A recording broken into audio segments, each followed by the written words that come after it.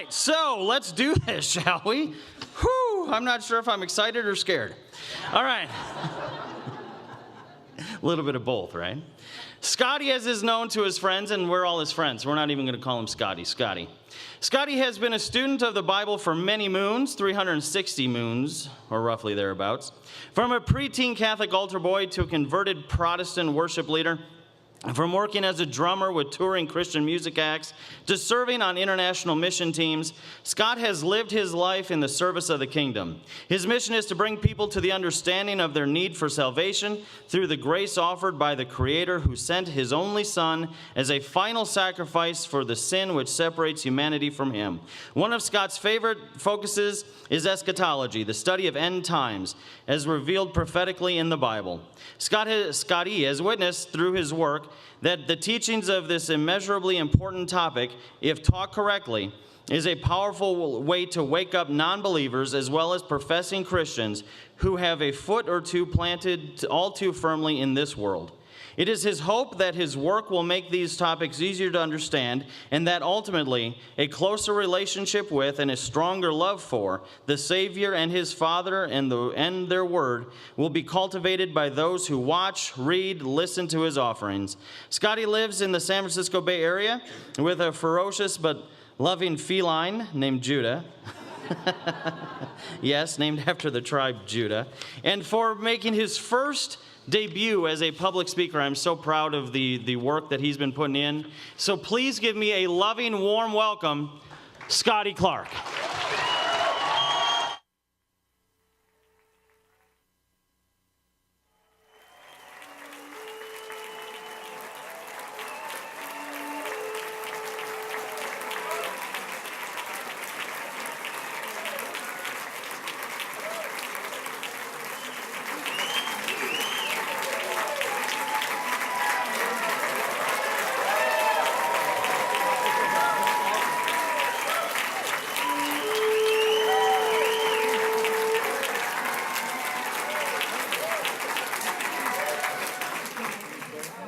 One, two. There we go. Thank you guys.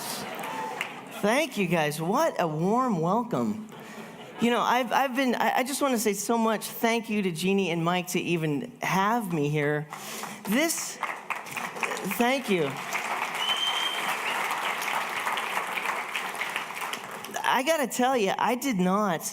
I started my ministry on YouTube in about 2008, 9, 10. I started putting music, just playing music, and I want to show you just kind of start off with a song that I wrote a couple years ago, the morning after one of the blood moons that we just went through 2014 and 2015.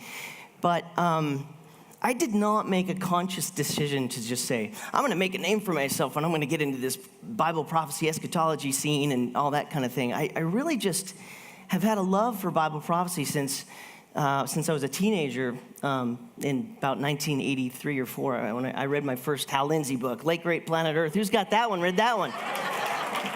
That changed a lot of us, didn't it? It got us like fired up, always going to the Christian bookstore, and there's like this little shelf, there's like 12 books. You're like, come on, more, right? There's never enough. And then it started growing, this section, you know.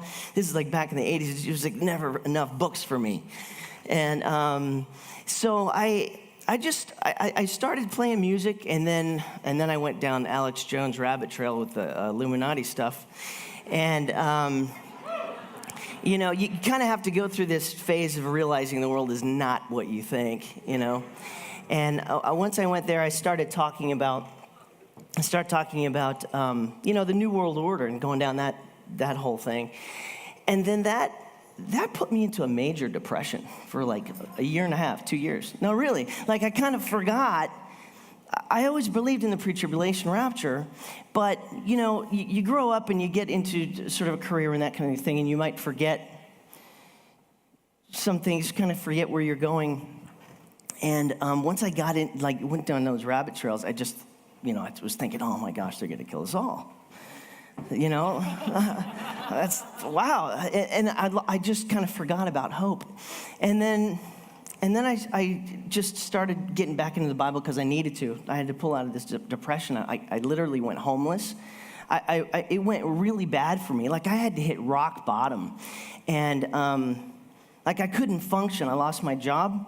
And then I couldn't pay my rent, and I lost my house, and I was homeless. And then finally, I got back up on my feet with the help of my parents, and it was interesting. This whole time, I was still playing drums at church, and they didn't even know. Like half the time, I hadn't showered in a week. And I'm like going in the bathroom and get my hair all like I'm fine, I'm good, you know. And I'm back there going, all right, playing the drums, yeah. You don't know I slept under a bush last night, yeah. Bah! So eventually I got out of that, and I got a job and I got a new apartment. And then I started studying end times again, and I was just like, the hope is that he's coming back for us.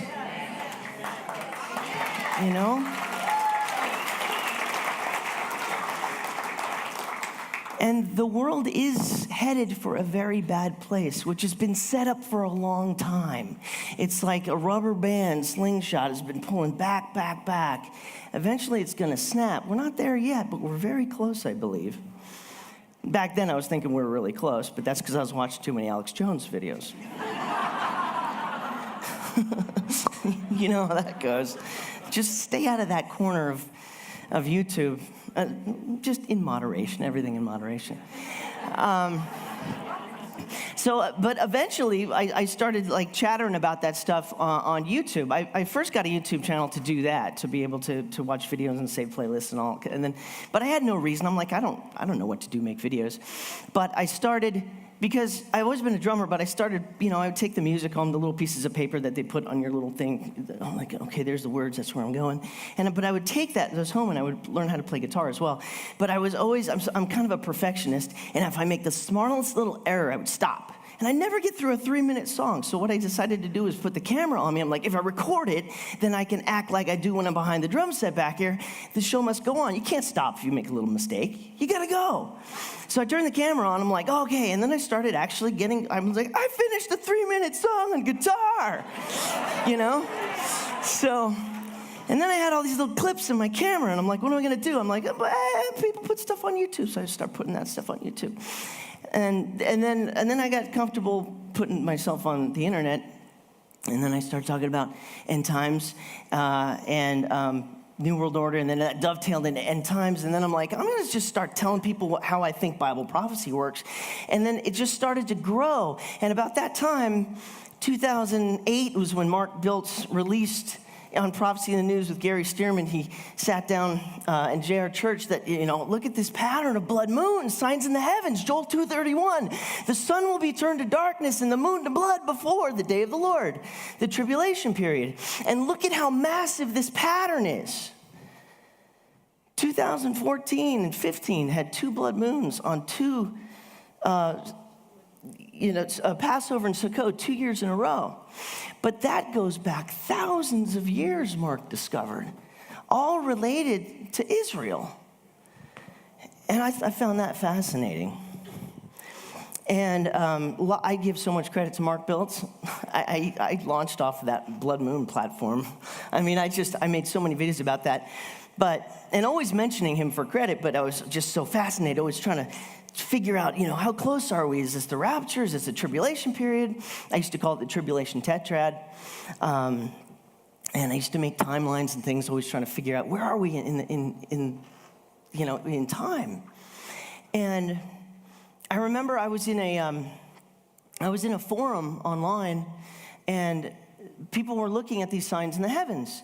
And somebody had posted what they thought was the Revelation 12 sign, which says there's a woman clothed with the sun, with the moon under her feet and 12 stars crowning her. And she's in labor and in pain to give birth. That's Revelation 12, 1 and 2.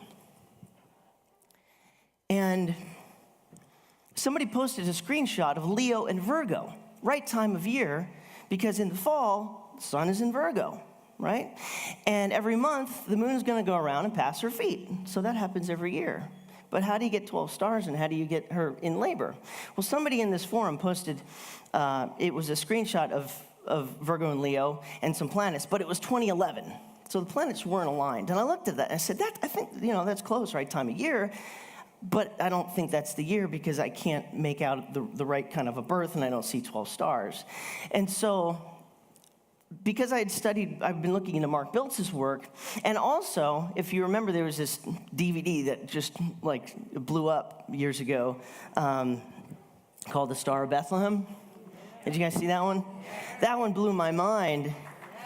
I don't necessarily agree with all the dates or how he interprets, but, everybody's different. Everybody in this room is not going to agree with me either, and that's fine. But his DVD blew my mind, and I loved what he did. He's like, let's just go. A lot of people say, oh, it was supernatural. It was supernatural. We can't know what that is. And Rick Larson decided to say, well, let's just go into the astronomy program. Copernicus and Kepler gave us the math. They're just algorithms.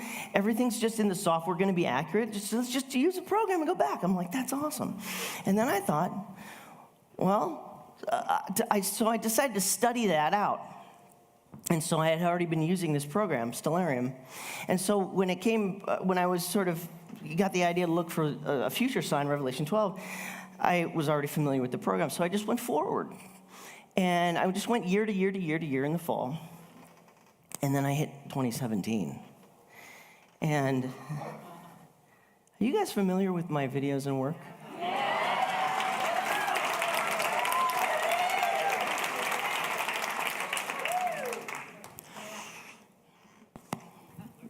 This is amazing.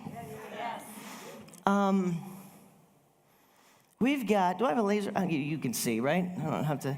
So,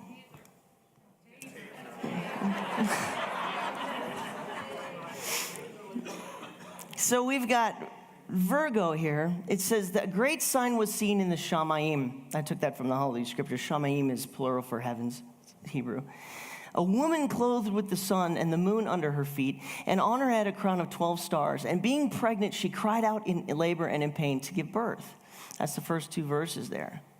Now, around our ecliptic, which is where the sun moves from our perspective, and the moon, and the wandering stars, which we call planets, aster planetes, aster meaning star, planetes is where we get the word wandering. That's the Latin for what a planet is. We just in the English call it a planet. But back then, they didn't have telescopes. They just saw the astronomers or the sky watchers back then, like the wise men who knew, they were wise enough to realize to look to the heavens to find out when the Messiah was going to be born. There's nothing wrong with doing this if you do it biblically. This is not zodiac astrology, satanic stuff. God already created this stuff. Genesis 1:14, he put the lights in the skies. Right? The sun governs the day, the moon governs the night, and he put them for signs. It's the first page of the Bible. And for seasons, but that word seasons is moedim in the Hebrew, which means appointments on God's calendar. Appointed times, and that's Leviticus 23. Passover, unleavened bread, first fruits, Pentecost, Feast of Trumpets, Atonement and Tabernacles. Those are appointed times. So Genesis 1:14 is telling us he's going to put signs on his appointments. That's what Mark Biltz discovered, right? This happens to be the Feast of Trumpets this year. Yes. So around our ecliptic, we've got 12 constellations which the heavenly bodies move through. There's only one woman. There she is. Virgo, she's a virgin. This is a template thing. You know, Bible prophecy has types and shadows and pictures, you know. This is not the Star of Bethlehem sign. This is different. This happens now, not then. And although I haven't been able to watch my videos, when I put slides in here, I realized I got all these slides in here, and I'm like, how am I going to follow this? Don't we all just rabbit trail?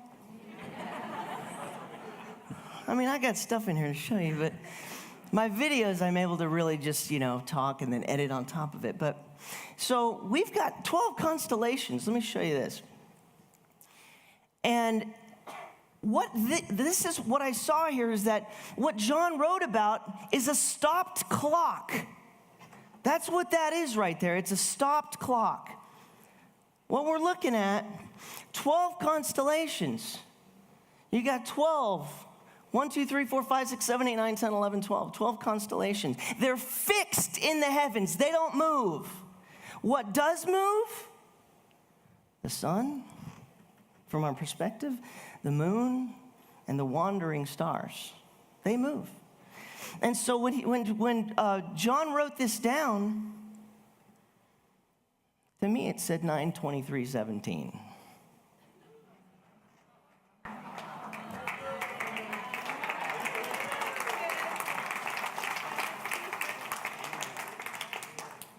Because I've looked in 7,000 years in my astronomy program. It took me over a year. I thought I was going to do if I could do 1,000, if I could study 1,000 years a month, it would be a 7-month project. It took me over a year because it was so boring. Now, the stars do move around quite a bit up there. However, I'm not going to get deep into this, but different planets have different meanings. And we've got to use the right planets for the right symbology here. Some years it kind of like Saturn's involved or Pluto or Uranus, and it just doesn't quite work. This is the only year out of 7,000 years that I've found that can paint the picture of John's stopped clock he was trying to tell us about. I'm not telling you that this is the rapture, but because, we have to be careful with our words. And I'm not trying to be a date setter, and I don't want everybody to put their eggs all in one basket or anything like that. But this is fascinating because of what's in the narrative of the text in Revelation 12. This hasn't happened before, and this won't happen again, I don't believe. In the narrative, now, this has been available for peer review for about 6.5 years since I put it on the internet. And has anybody seen anyone else find something better than this?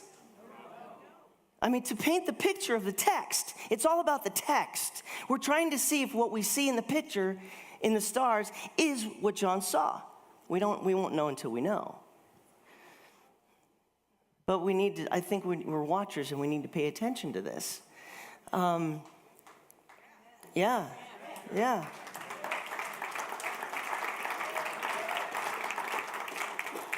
Genesis 1:14, God said, "Let lights come to be in the expanse of the heavens to separate the day from the night, and let them be for signs and appointed times for days and years." We did that.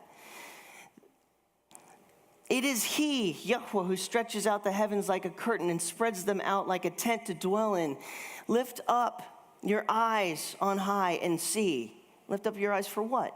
To look at the clock. Who created these? He who brings out their host by number, calling them by name, by the greatness of His might and the strength of His power. Not one is missing. The heavens declare the glory of God. The sky above proclaims His handiwork. Day to day pours forth speech. Night to night reveals knowledge. There's no speech audibly, nor are there words. Their voice is not heard, but their voice goes out through all the earth. Their words to the end of the earth. This is a universal language, the heavens. Anybody who is wise, we need to take our cue from the wise men. They did something pretty epic back then, didn't they? They figured something out that needed to be found. It is He who commands the sun, and it does not rise. He seals up the stars, stretching out the heavens by Himself. He who made the bear, Orion, and Pleiades. The bear is Ursa Major. You probably can't see it too well in there, but the Big Dipper is part of that bear's hindquarters. And there's Orion. And Yahweh tells Job, do you bind the chains of Pleiades or loosen the cords of Orion? Do you bring out the Mazzaroth, the constellations in its season, or do you lead the bear with its sons? There's a baby bear there. It's part of that. And also there's the Little Dipper, which is another bear. So we're talking about signs in the heavens. Don't let anybody tell you not to look at this stuff because they're telling you that it's all satanic. It's not. God knows every star by name. He named all this himself. It's Satan who has taken this and turned it into self-worship. When you open the paper and here's the horoscope, it's all about you. Yeah. That's the first thing he did, was point at himself. I want to be God. That's what he does. He wants us focused on ourselves instead of Elohim.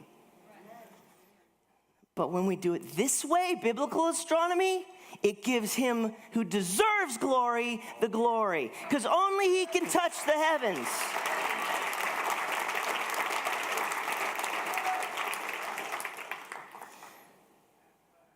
Even Yeshua himself told us, talking about the time of Jacob's trouble and the tribulation period, which is, I think, close upon us.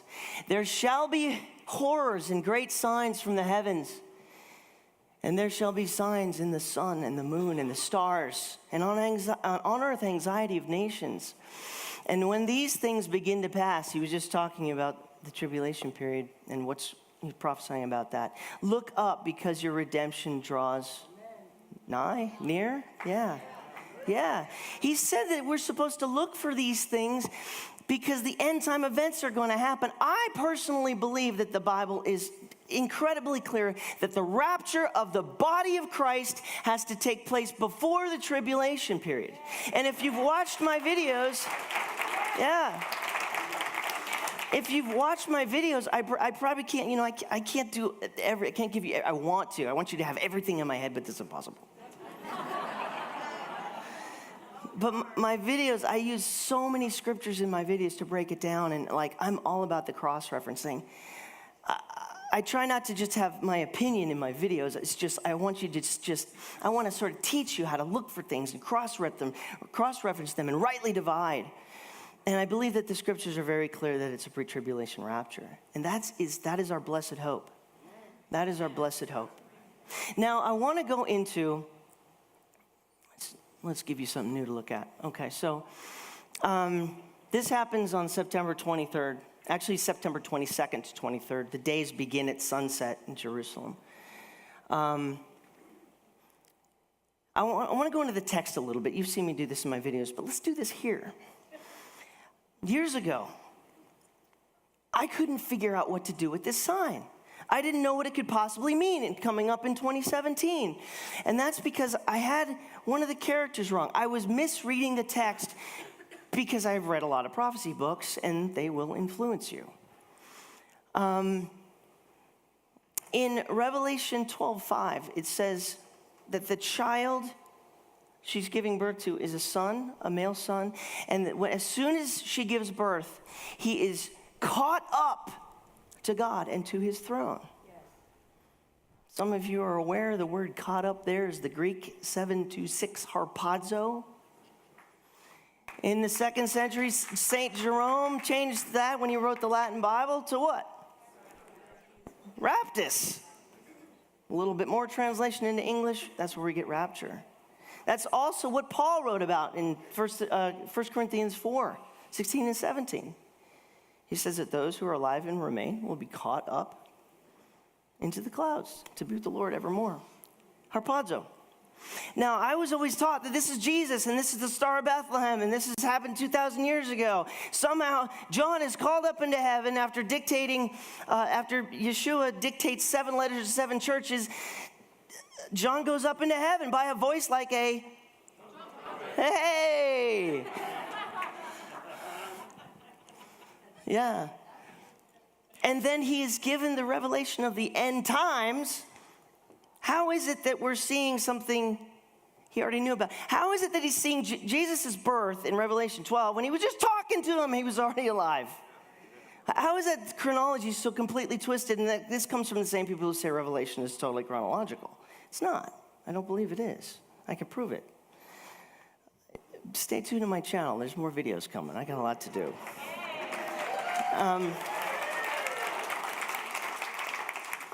This child, I read an article last year by Dr. Michael Spiegel of the Dallas Theological Seminary, in which he put forth the argument that the interpretation of Revelation 12:5 was actually seen by old sort of church fathers like H.A. Ironside, William Blackstone, William Kelly, and John Darby. They said that Revelation 12:5, the child being born and caught up into heaven, was decisive exegetical evidence for the pre-tribulation rapture. Because that child is not the Christ, it's the body of Christ. Remember what Paul said in 1 Corinthians, or Corinthians 1:18? Or Colossians 1:18, I'm sorry. He said that Christ is the head of the body, who is the church. He's in two parts. He's the head. He's our headship, and we are his body. Where the head turns, we follow, don't we? We're supposed to, anyway.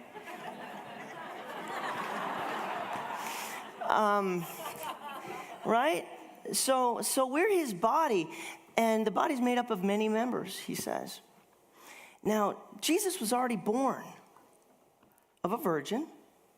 There's a template here in Revelation 12. It says that there's a dragon that goes after the child. He's waiting at the woman's feet to devour the child as soon as it's born. But the child escapes and gets raptured to the throne. Now, I can understand why people have said this is Jesus, because it's a similar template, but it's not the same. Because in Jesus' day, it was a singular template. Mary was the woman, singular. Jesus was the son, singular. And if there's a bad guy, his name was Herod, tried to kill Jesus. But he didn't go after him immediately the day he was born. He was up to 2 years late. But the template is the same. He still failed. In the end times, what Dr. Michael Spiegel said is that these researchers have said it is now a corporate scenario here. The woman represents Israel corporately. She's the wife of the father, the entire nation. Is that not corporate?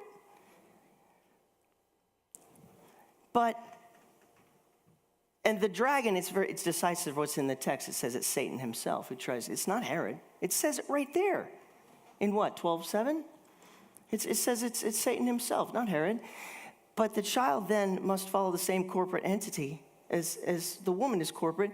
The dragon is Satan and his fallen angels and his world system. And therefore, we have to have consistency. The child is the corporate body of Christ in the end times. Yeah.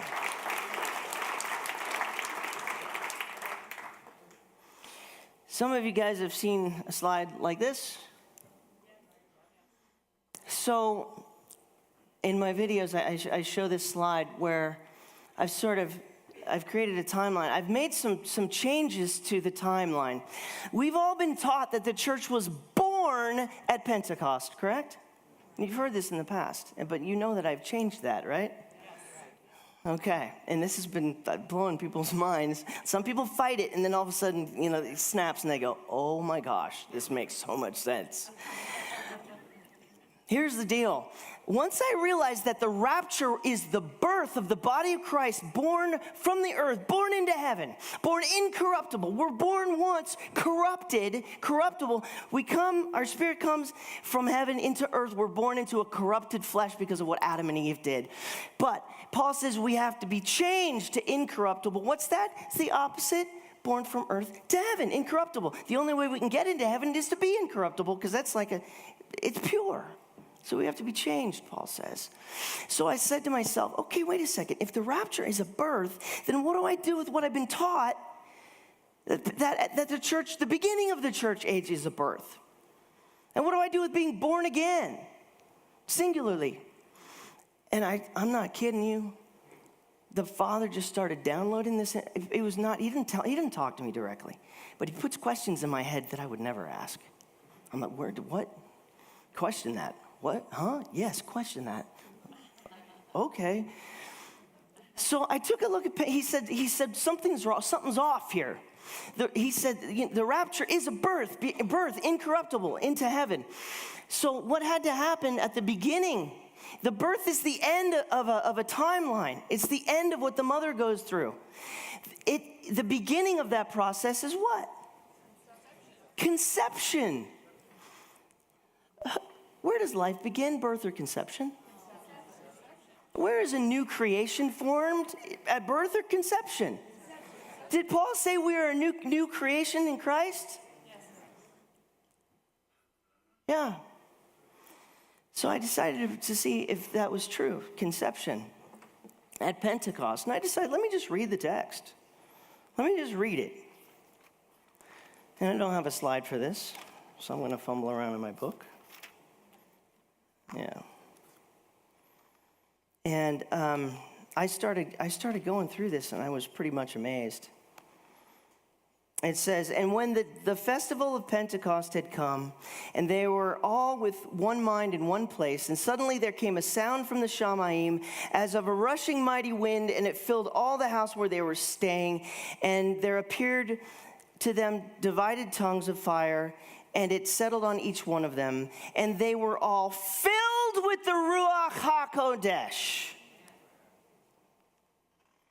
What's a birth? A birth is an exit. A birth is an exit from the mother. What's a conception? It's an entrance.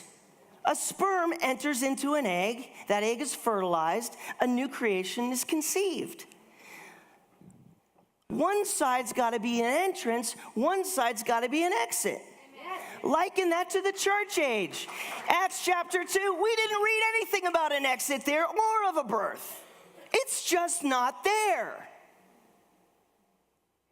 That was an entrance. They were filled with the Holy Spirit, who Paul says is the incorruptible seed.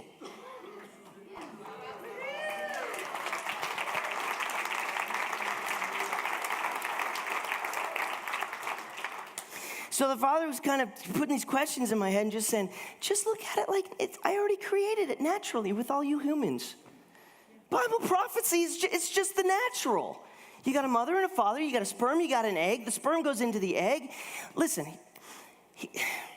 every human on this planet is like an egg inside of a woman. Every month, a woman drops an egg from her fallopian tubes down into her uterus, and that egg has one purpose: to be fertilized. And if it's not fertilized by a seed, what happens? It's destroyed and flushed out with blood. The seed is the Holy Spirit, the Ruach HaKodesh. We are all empty vessels. We've all heard, you all have a God-sized hole in your heart. Because we're empty vessels. And we have to be filled. Only He can fill us up. That's because we're a dead little egg. I mean, the egg, there's no life in that little egg. Where's the life? The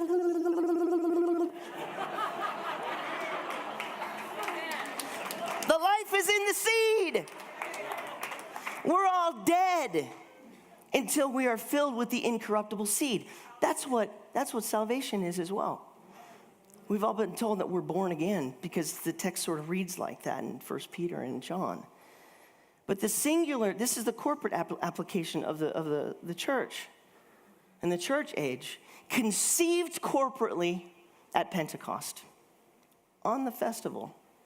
The church age is our gestation period until we get to the end, which is the birth. Yes. Right? Now, I could show all this to you in the text, and I'll have to make a video to do this, but I really looked at the whole born again. That was another problem I had. Well, what about being born again? People have always said, you get saved, say the sinner's prayer, you're born again. I'm a born again Christian. I really looked at that because I said that doesn't make sense because it's out of time. I believe born again, and I can show this to you with all the scriptures, but I don't have it here today. Watch my videos. Born again, is the rapture. Born incorruptible. The singular template of this is the same. When a person receives the Holy Spirit, the Ruach HaKodesh, you're fertilized. It's that simple. And then you start your spiritual growth, and you gestate. But all of us together are one body. The birth is together, folks.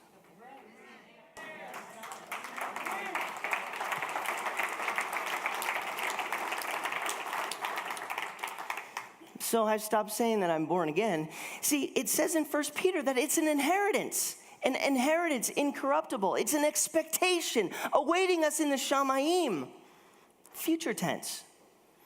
doesn't affect your salvation at all. It's just a matter of semantics and getting the timeline right and seeing it correctly. Logically, naturally, physically, spiritually, prophetically. This is the only way I see it working. Down in this little box here, right here, I put some scriptures together to kind of create a little. No one can see the kingdom of Yahweh unless they're born again, John 3:3. Born again, not of corruptible seed, we all have been, but of incorruptible seed. We all have not been born of incorruptible seed, but hopefully all of us have been fertilized by that seed. So that we get our expectation and our inheritance when the time comes, the appointed time. For when I read that in 1 Peter, looking at it this way, born again, not of corruptible seed, but of incorruptible seed, immediately I remembered Paul. For this corruptible must put on incorruption. When? At the last trump. And I believe that has to do with the Feast of Trumpets. I believe Paul was speaking in festival language. In Corinthians there, he spoke of all the feasts. Yeah. He said Christ is our Passover lamb. He said Christ is the first fruits. He said he's the bread of life. He talked about the Feast of Weeks, Pentecost. And then he talked about the last trumpet. He talked in festival language. We have to back away from looking at the Bible from a Western point of view, which is so natural. I know, I grew up in it.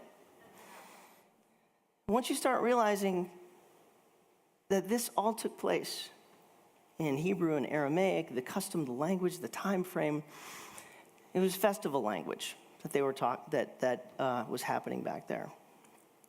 So, a great sign was seen in the heavens, a woman clothed with the sun, with the moon under her feet, and on her head a crown of 12 stars. And being pregnant, she cried in labor and in pain to give birth.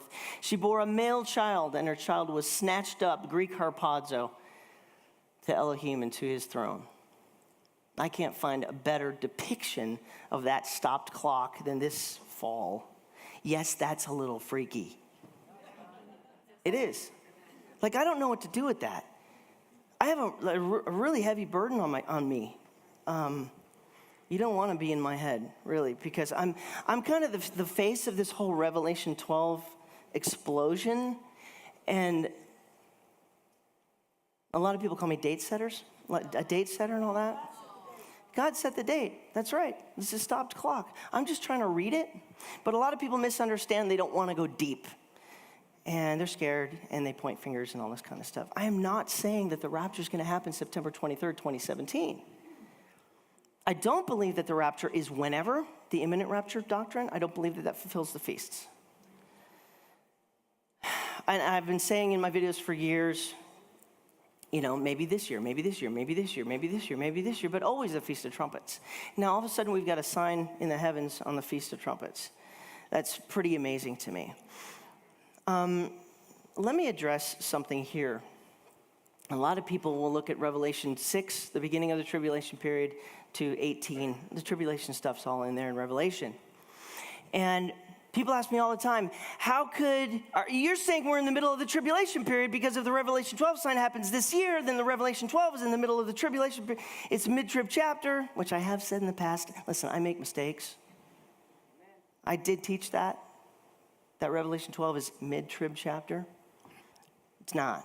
It's a 7-year chapter. It begins with a sign, and then the rapture happens of the child goes up to heaven. And then Michael stands up and goes to war with the dragon. That's the beginning of the tribulation period in the chapter. I believe that war in heaven is going to be so epic, bigger than the battles in the Lord of the Rings with thousands of orcs and good guys, and it's just epic. I believe it doesn't tell us directly, but I believe that this war is 3.5 years, and the angels are going to be losing their immortality. The fallen angels are going to be losing their mortality, falling to earth, and it says that in the text in Revelation 12, 3 and 4, that the stars, he draws a third of the stars of heaven out of the sky, and he already drew them out of the third heaven. He's the prince of the power of the air. He's above us. They're going down, down, down, down, down, which goes against his plan in Ezekiel to go up, up, up, up, up. You've heard my song? Yeah. So, sorry you guys don't have a screen over here. Turn my back to you. Okay, good. So, I want to play with the laser pointer. Is this it? Cool. Okay. So, here's basically, there's the 22 chapters of the book of Revelation. Most people will agree that chapter 1 in gray here is sort of an introduction where basically the Father reveals information to the Son, who reveals it to a messenger, John's tour guide, who gives the information to John. And then John now has what has been sealed up in Daniel. John's got it, and he's telling us. And then in the blue part there, the church age, you get 2 chapters, which have 7 letters to 7 churches, where John dictates those to the local churches. And then we've got a scene right here in 4. It says that John was called up by the voice of a trumpet. Immediately after this, after what? The church age. That's what the blue represents. Immediately after this, I was called up by the voice of a trumpet, and he was in the throne room. And so 4 and 5, the green part represents a throne room scene, which is outside of time. So technically the blue and the red are on earth, and they join there, the church age, straight into the tribulation period, because the green is outside of time, I believe. Now 6, the first seal opens right here. And that begins the tribulation period. And what I used to do, I admit I was wrong, please forgive me, is I used to think that this would then be the middle of the tribulation period. To read it chronologically, because there's the end. Some of that works, but not all of it. Here's why. Because I had to question, why are the 2 witnesses mentioned only in 11 when it says directly they have a 3.5-year ministry? Why weren't they mentioned in 6? Because John's just telling about them right here. So what do you got to do? Drag 11 back to there. That's where the 2 witnesses start. And then it also says that the Gentiles will trot upon the holy city, Jerusalem, for what, time and a half times? 3.5 months? I forget the word is, but it's 3.5 years.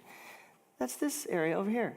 Up here, I've got like year 1, 2, 3, 4, 5. So technically, it's kind of like, it's 11. It's a 7-year chapter, 11, just based on what it says. And then you've also got the rise of the Antichrist in chapter 13. And it talks about when his authority ends. What's the end? When Jesus comes back. So it's also giving you the timing of the Antichrist. 7 years in there. Chapter 14 also does this thing. It ends, chapter 14 right here, it ends with the great winepress of wrath. So how could it be chronological? Because the great winepress of wrath is right here. See all the grape juice on his garments? Okay, that's blood. But it happens in 14. The end of the chapter of 14 also happens at the end of the chapter 19. It also happens at the end of chapter 6, the great winepress of wrath. How could this be chronological? You can't have an event that only happens one time be mentioned 3 times if it's chronological. It's not. The chapters are chronological in and of themselves. It's a very interesting way he wrote. He saw so much. The way I look at it is we have to be careful, but some of these chapters are layers. I write music, and I use a DAW, digital audio workstation, right? They're layers. You record the guitars in time. Oh, I got to do another one. Got to make it stereo. And then the bass track and the drum track, they're layers. Now, sometimes I will cut the guitar track because let's say I want to drop it out a little bit. Now I make a little space. There's nothing in there right there, so there's a little gap. But this is a track. This is a chapter. I'm only showing you a track at a time. If you were to come to my studio, I said, listen to the guitar track, I would mute all the other tracks and we'd just listen to one, and it would play for a little bit, and then play a little bit more, and then maybe drop out again. But you're listening to one track at a time. I'm not going to make you listen to all tracks at a time. The song will be 20 minutes long. But to explain what happens in one track, we just focus on it. And so John is seeing different characters and different stories. And he says, I'm just going to focus on this for a chapter. I'm just going to focus on this for a chapter. Just going to focus on this for a chapter. It's up to us to align the events. Chapter 12, like I said, is a 7-year chapter. That's where the sign is. It's a layer over 4. John was called up by a voice like a trumpet. He saw a door in heaven. What's that? A portal from earth to heaven, right? And then he was in the throne room. Watch this. What happens to the child in Revelation 12:5? It's a baby. Naturally, mothers, the baby goes through your portal from the dark to the light, comes out. That's what happens to the baby. The baby goes through the portal, which is the same door in Revelation 4. What's both of their destinations? The throne room. It's just the same thing, different picture of it, different angle. That's how I see that. I see that as 7 years. And it also says that the woman flees. After Satan is cast down, after the 3.5 years of warring with Michael, Satan is cast down to the earth, and he goes after Israel, the woman, who is likely protected in LA. Is it Petra? Okay. So possibly. And then her protection is complete when? When Yeshua comes back. So that's how I answer that question. People ask me that all the time. How is the rapture in 12 if it's in 4? Because you don't read them like this, you read it like that. Does that answer your questions? How are you guys doing?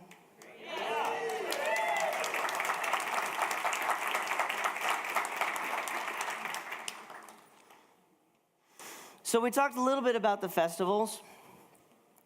I just believe if we don't understand the festivals, guys, we just don't understand prophecy. Are any of you guys, like at your home church, you're feeling just a little bit like, you're not feeding me what I want in this area? Yeah. Yeah. It started in the Old Testament, in the Exodus. Yeah. I mean, at the time that Israel was to get out of Egypt, they were to put blood of a lamb on their doors, and they would be protected by the Passover. The death would pass over them. And then the very next day, the Jews left in haste. Pharaoh said, "Get out of here. We're all going to die." They left in haste. They didn't have time to leaven their bread. And on that day, the Egyptians were burying their dead. They camped for 3 days to get to the Red Sea. It's in the book of Numbers. Camp here, here, and here. That's 3 days. The Red Sea parts. They went through on first fruits to freedom. It's like a resurrection. It's like a birth. It was a birth, and I can show you that. And then they got to Mount Sinai. They got to Mount Sinai, and that was the first Pentecost. So the first 4 were fulfilled in the Exodus, and then Jesus did that on the cross. He was the Passover lamb, killed on Passover. Again, everything's to the very day. We have to understand this. Amen. To the very day. And then it's not done yet. Jesus died on Passover as the Passover lamb. He went into the grave as the unleavened bread, the bread of life. The very next day, the same day that the Egyptians were burying their firstborn, Jesus, God's firstborn, was buried. And then on first fruits, 3 days later, he was in the earth for 3 days. He was resurrected the same day that the Jews went over across the Red Sea, was parted. Fulfilled. And then 50 days later, what happened? The body of Christ was conceived.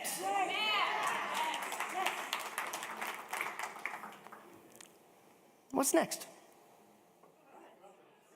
Trumpets is next.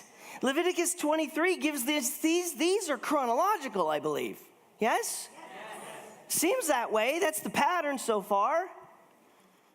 The Feast of Trumpets. I believe Paul talked about as being the last trump. I believe that's also in Revelation 4. John's called up by a voice like a trumpet.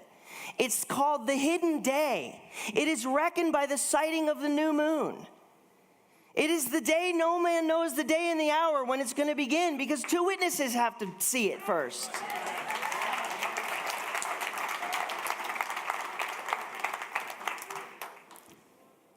Do you want me to tell you how I reckon with people slapping me with, "Don't talk about this stuff, no one knows the day and the hour"?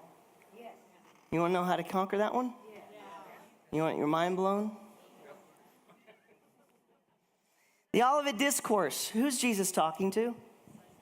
Is he talking to the church? No. Why? Church hasn't been conceived yet. Still Olivet Discourse, still technically Mosaic Law time, Old Testament time. The Gospels are kind of a blend because it didn't change until the cross. So he's talking to his disciples who are what? They're in their flesh, not spirit. They're Jews.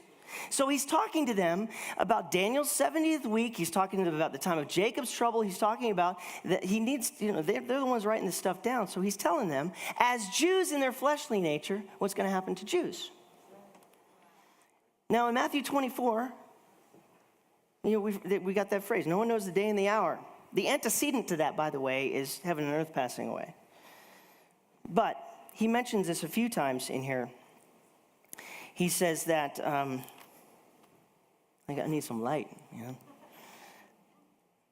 The Shamayim and the earth shall pass away, but my words shall by no means pass away. But concerning that day and hour, no one knows.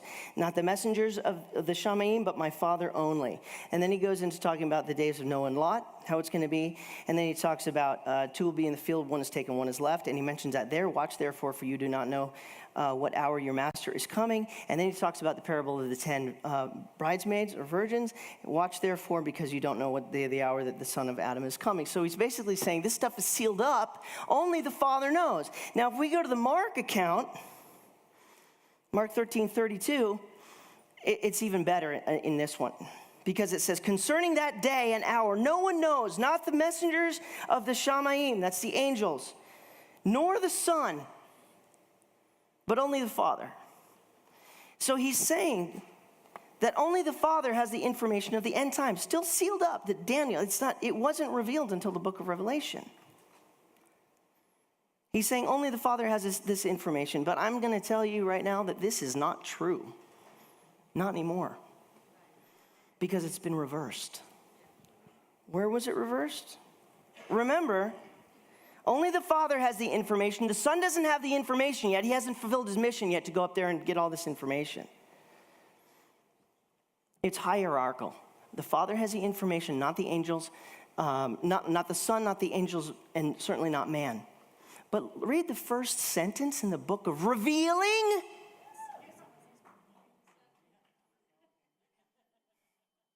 The revelation of Yeshua HaMashiach, which Elohim gave to him to show his servants what has to take place with speed. And he signified it by sending his messenger to his servant, John. The Father gives the information to the Son. The Son gives the information to an angel, John's tour guide, and he gives it to John.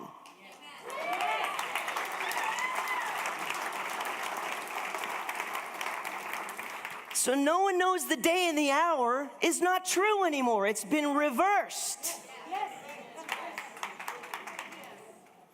Hebrews 10:9 says he takes away the first to establish the second. Another place we can see this is in the Old Testament. The Father told Moses that they had to slaughter animals. That blood was required for the atonement of sins. Is that true anymore? When was that done away with? At the cross. So he can establish the first, or take away the first to establish the second. It's a pattern. So in the Olivet Discourse, even though Jesus didn't know it at the time, the day and the hour when he would come back and all that, it was reversed in the first sentence where it needed to be. That's the only way the book of Revelation could have been written. That's how John got all of the information. The Father told the Son, the Son told an angel, and said, take John on a tour, show him everything. Write it down for who? You!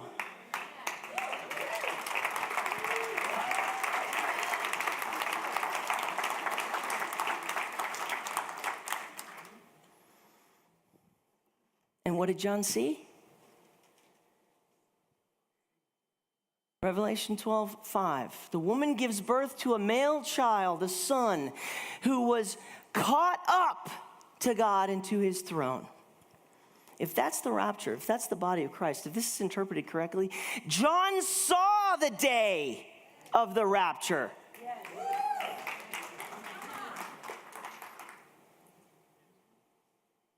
The clock.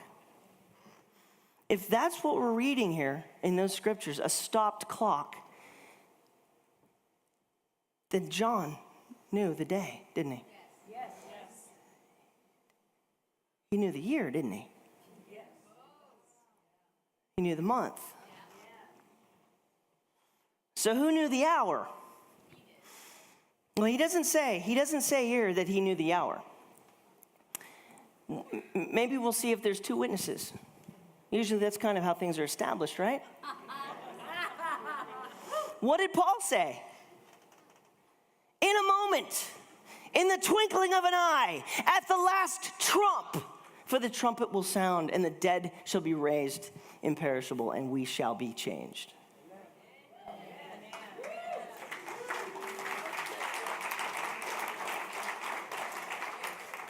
Did you know that the phrase twinkling of an eye is a Jewish idiom for when the sun sets? It's called the blue hour, twilight. And that moment of sunset on the Jewish calendar is very important because that's when their day begins. On the Feast of Trumpets, that's when a new day begins, sunset. It's when a new month begins, sunset. It's when a new year begins, sunset. It's when a new Shemitah begins, sunset. It's when a new Jubilee begins, sunset.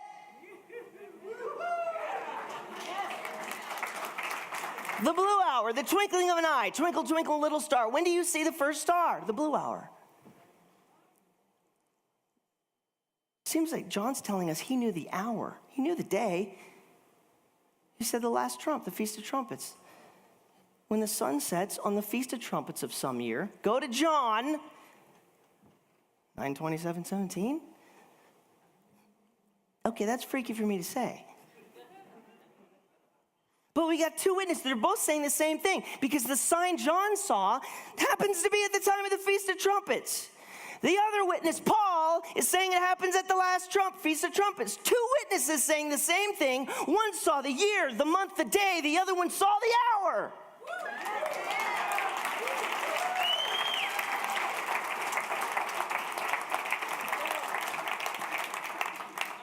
I don't know. That's how I render it. I never played you my song.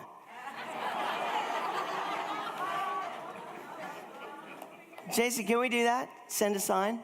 Give me a break to get a glass of water. Yeah. Oh, here it is. Thanks, you guys. I'll be right back. Crank it up!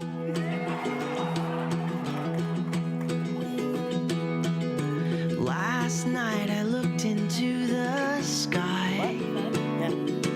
Moon turned to blood before my eyes. And I said, Father, send another sign. Open up their eyes while there's still time.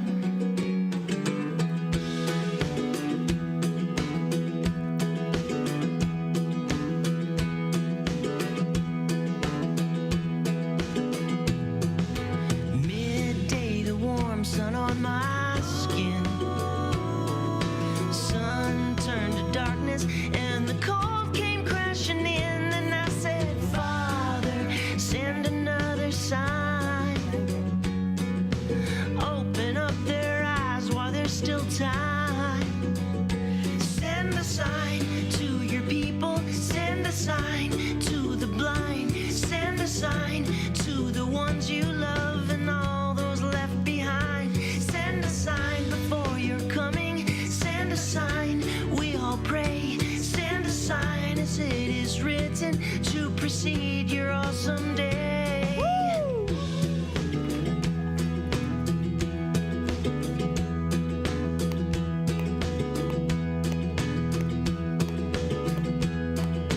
Today quakes are on the rise. Mountains spitting fire in the sky. And I say, Father, send another sign. Open up their eyes while there's still time. Send a sign to your people. Send a sign to the blind. Send a sign to the ones you love and all those left behind. Send a sign before you're coming. Send a sign, we all pray. Send a sign as it is written to precede your awesome day.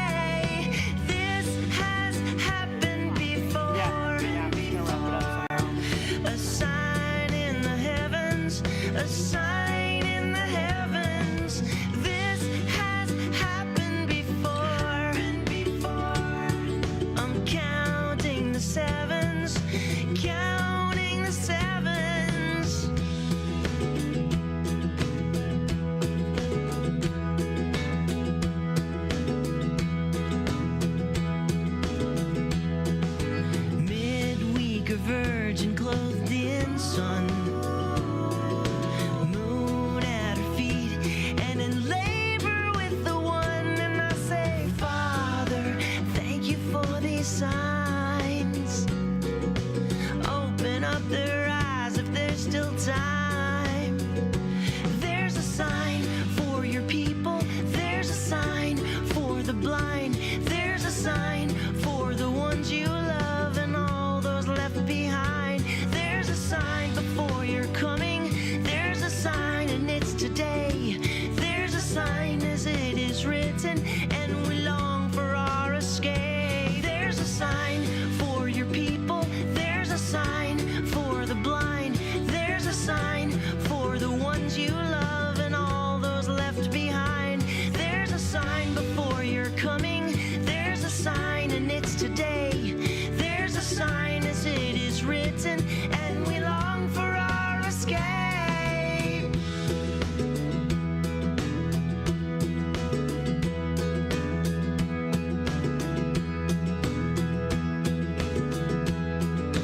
Last night I looked into the sky.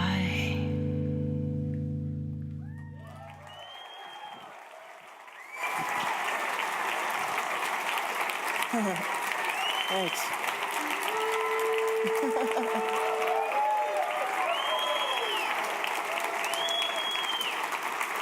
Thank you. Thank you. That one I wrote after one of the blood moons. It was actually over California. I was able to see it. A little cloudy, but I was able to see it and take some pictures. And I woke up in the morning and just picked up my little baritone ukulele and just started strumming some chords, and it just came right out in just a matter of minutes, that whole thing. Now I got some, I don't believe, there's one verse which just drives me nuts. The part where I show the Revelation 12 sign. What I said right there was, midweek, a virgin clothed in sun.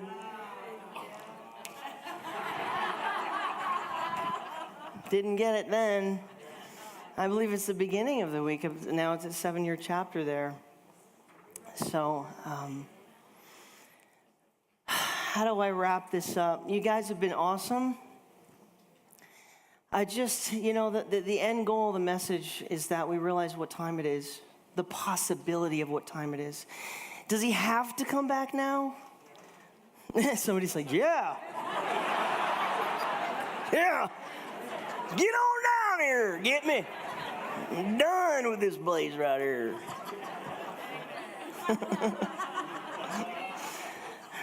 Well, we can't set, the Bible, there's no verse in the Bible that says don't set dates, but what we understand is that it just drives us all nuts when people cry wolf.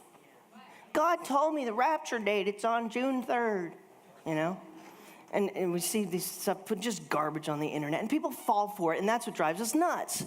Like look at all these people watching this video. Good job, brother, he's coming tomorrow.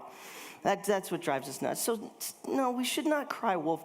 But do you think I'm crying wolf, or am I just giving you what I see as much facts as possible?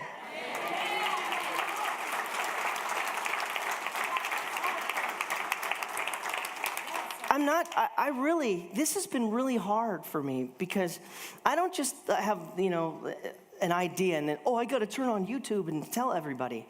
This stuff was so heavy to me. I sat on it for somewhere between 6 and 9 months last year before I made, did you guys watch those 2 videos that have like the Fox logo? It says September 23rd, 2017. That I record all that in one day. It was kind of like this. I just ranted for an hour and a half, and I chopped it into 2 pieces and made 2 videos out of it. But that was all information that I was like keeping guarded up. I'm like, I can't tell people they're not born again yet. You're going to stone me. I can't tell people that the church wasn't born at Pentecost. Eventually, I sat in that long enough, and I got confident. I'm like, I could totally show all the scriptures. This is just logical. Eventually, I got bold with it. But at first, God's saying, you got to tell people this. You got to tell people this. I'm like, no. I'm like Jonah. I'm like, I'm not doing that.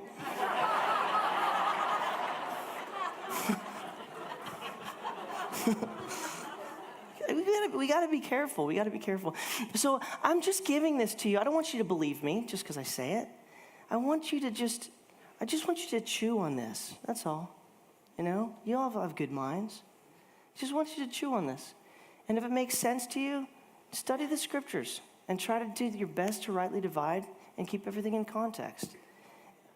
I don't do this actually, sorry, but I don't actually do this for you.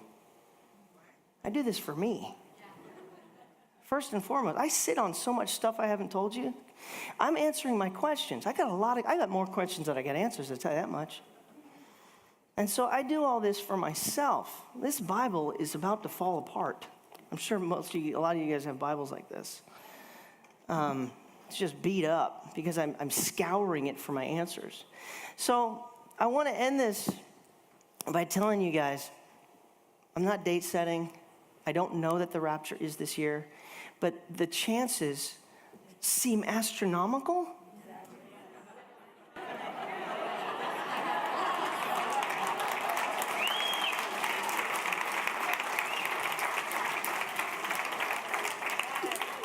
And what you've heard me say here today is just a little piece of it. Watch my videos.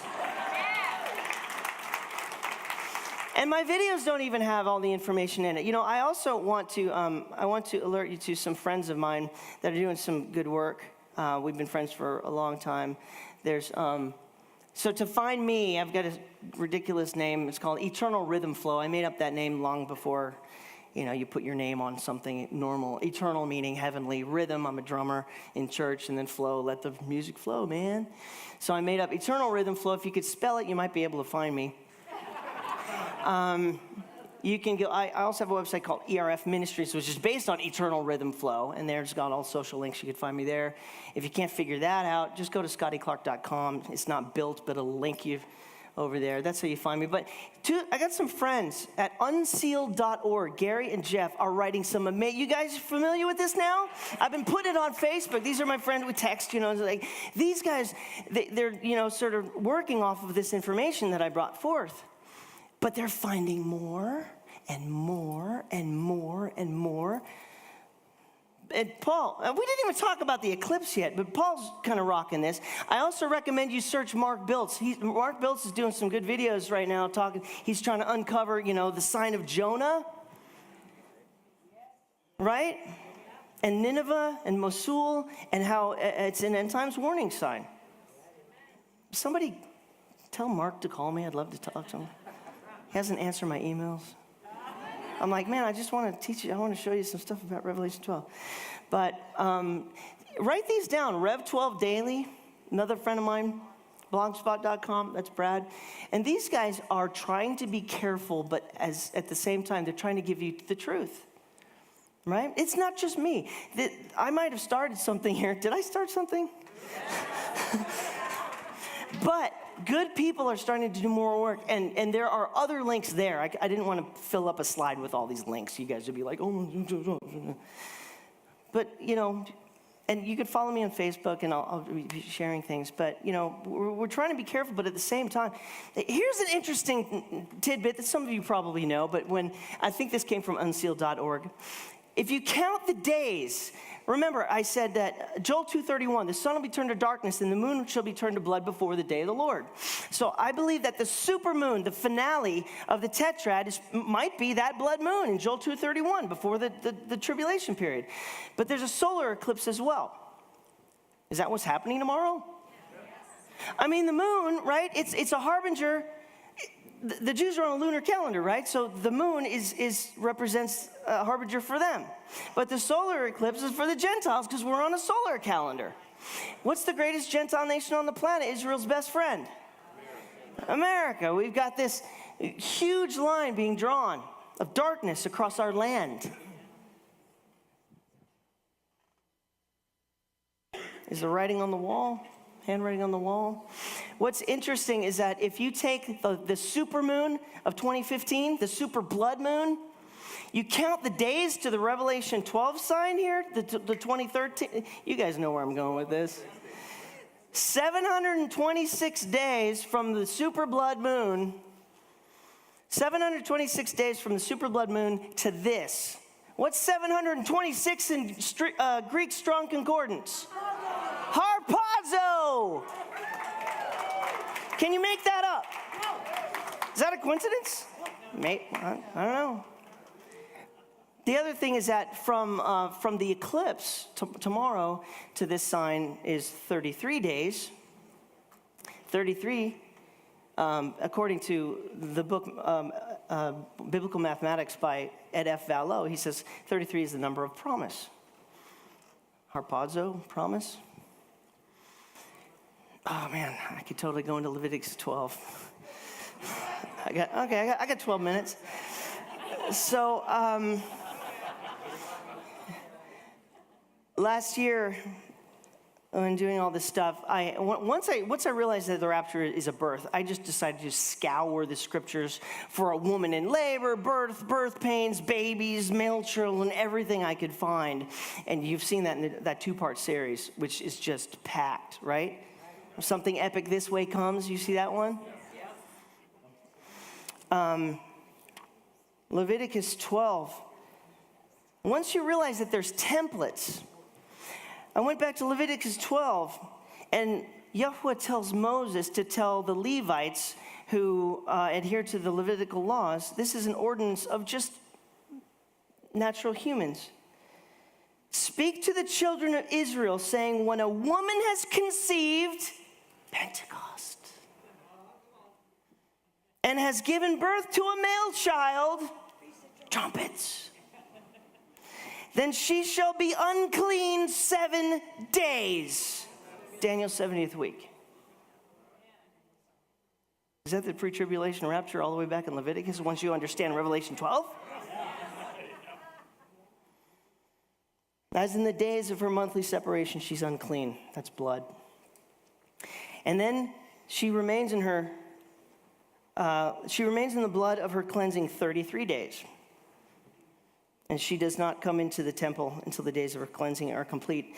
And then after the days of her cleansing are complete, she has to bring a sin offering to the priest at the temple to make atonement for her, Feast of Atonement. And then she'll be clean. That's Yeshua, who is the high priest of the order of Melchizedek, returning on the Feast of Atonement to make Israel clean for her sins, which is the reason for the tribulation. The tribulation is for the salvation, say it with me, of the Jewish nation.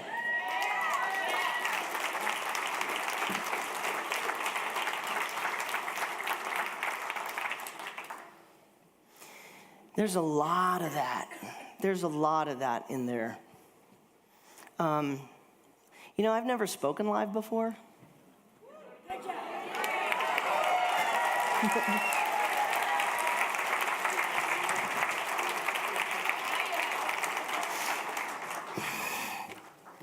And so I'm like, how do you stop?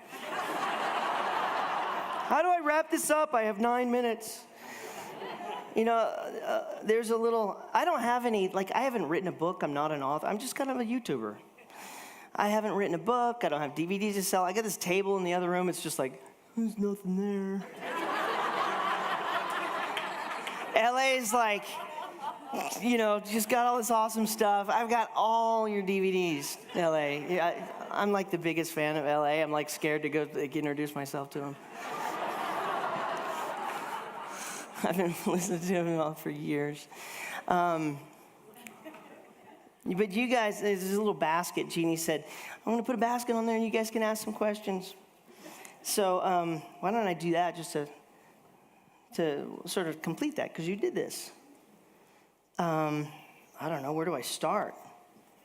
What is your favorite color? Not kidding.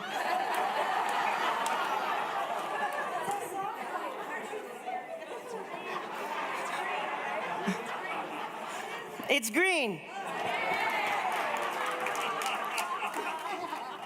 And the only reason for that is total vanity. My eyes are green, and when I was young in high school, you know, all the girls would go, your eyes look so green. And it's always on a day I wear a green shirt. So eventually it was like, I'm wearing a lot of green shirts.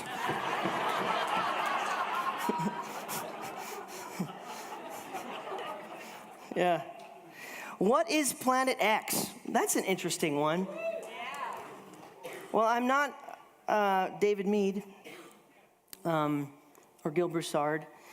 I haven't really studied this really deep. I did make a Planet X video. Did you guys see that one?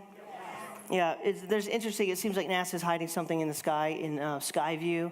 When you turn it to infrared, there's this box and there's something back there. It could be a glitch in the system, but it also could be something they're hiding. I don't know. Interesting enough, where is it? It's right between Virgo's legs, where the dragon, it says in Revelation 12, it says the dragon waits to devour the child as soon as it's born. I don't have a slide of that, but I got the video. Some people say that there's a rogue planet that's going to come and cause disturbances or stuff, but I'm not an authority on that. But praying for you, thank you for following God's call. Thank you. What is your favorite food?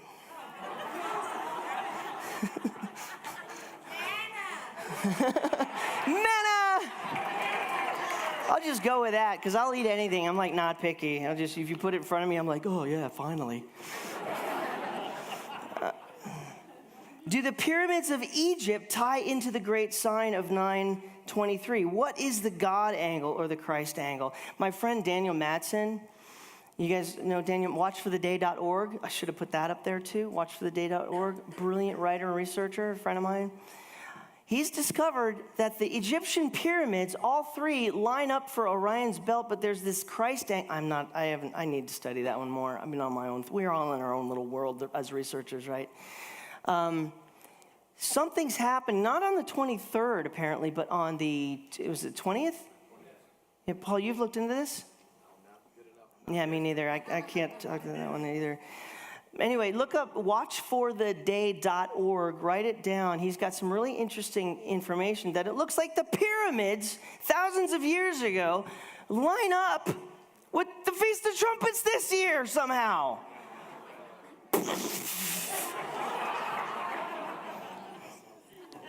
Yeah. All right, 33 days. Just did that, kind of. Oh, so from the eclipse tomorrow to atonement this year, Feast of Atonement is 40 days, right? Jesus was in the wilderness for 40 days, and at the end of his ministry, his bookend his ministry with 40 days. He was in the wilderness for 40 days being tempted, but after he came out of the grave, he was here for 40 days until he ascended. 40 is a significant number in the Bible. What do you get from that, Paul? Well, you also 33 days from the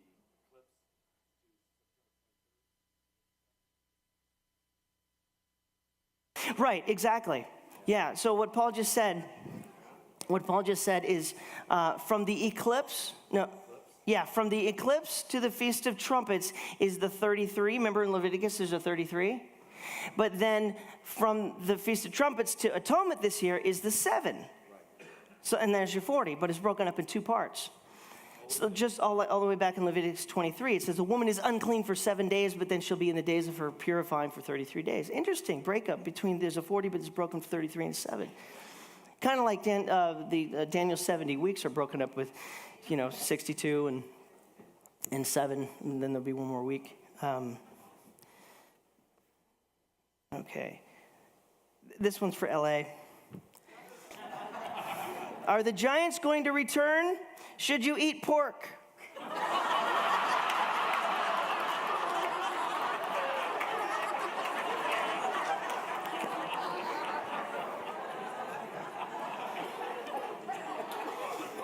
Is it still considered an unclean meat? You know what? Those are nasty animals, and I kind of think the Giants will probably return. I happen to be in the camp of the conspiracy theory that the Antichrist is going to be Nimrod resurrected at CERN. Have you? Yeah. And he was probably Nephilim. I think he was, 13 feet tall or something like that? That crazy stuff. I was talking to Anthony Patch. Anthony Patch and I Skyped for 3 hours, blowing each other's minds. I'm like, oh my gosh, I never thought of that. And CERN is the circumference is 17, the number 17. How many more minutes? 2 minutes and 59 seconds. Okay, so I did this chart. Let's look at this really quick. Thank you for the questions, you guys. This is interesting. The biblical number for victory is 17. What year is it? 17. What is our victory, our overcoming? The rapture, defeating death. The number 17 means victory being the sum of the two perfect numbers, 10 and 7. And just like 8, it is also a resurrection number. Yeshua's spirit left his body on the 14th of the first month. Laser pointer. Yeshua died here on the 14th of Nisan, right? He was in the grave for 3 days. So he was resurrected on the 17th. Resurrection, 17. Number 17 is a resurrection number. So Yeshua's spirit left his body on the 14th of the first month and entered back into it, raising him from the dead 3 days later on the 17th. The 17th day of the month was his resurrection. 17, victory over death by resurrection. It could be speculated that 2017 and 5778 are both resurrection years. See, right now we're in 5777, right? What day does it change to 5778? Trumpets. But that will also be in 2017. So on the very day of the Feast of Trumpets, you've got the 8, but it's also with 17. 17 and 8 are both resurrection numbers. 8 is the biblical number for new birth, new creation, new order, new beginning, and resurrection. The Feast of Trumpets 2017 begins the Hebrew year 5778. Not coincidentally, the sum of 1 plus 7 is 8, resurrection. The 8th day of the month is the first day of the week. Just like a musical scale which has 8 notes in it, do, re, mi, fa, sol, la, ti, da. I haven't warmed up my voice.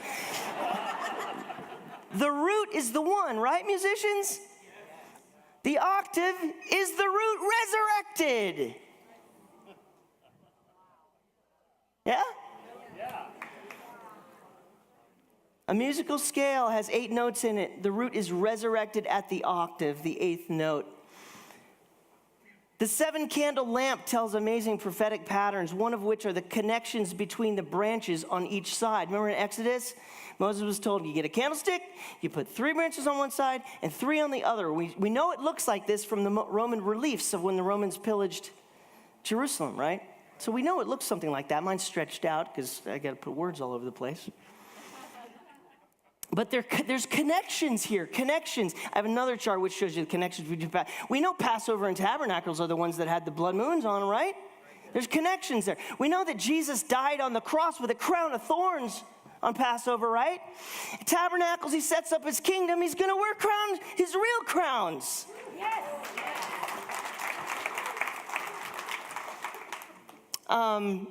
I got another chart that we watch my videos. So the candle branches 3 and 5, boom, boom. 3 and 5 equals 8. First fruits and trumpets are connected by the chronological prophecies and the numbers of resurrection. First of the head and second of his body. Leviticus 23:24 tells us that trumpets is the first day of the 7th month. 1 and 7 is 8.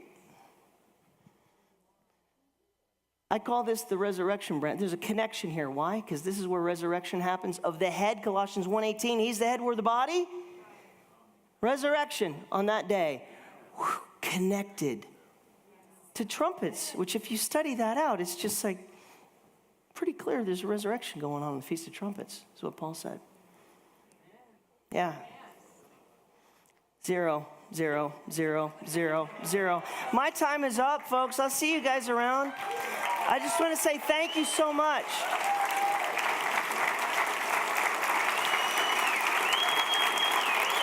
Thank you. Thank you.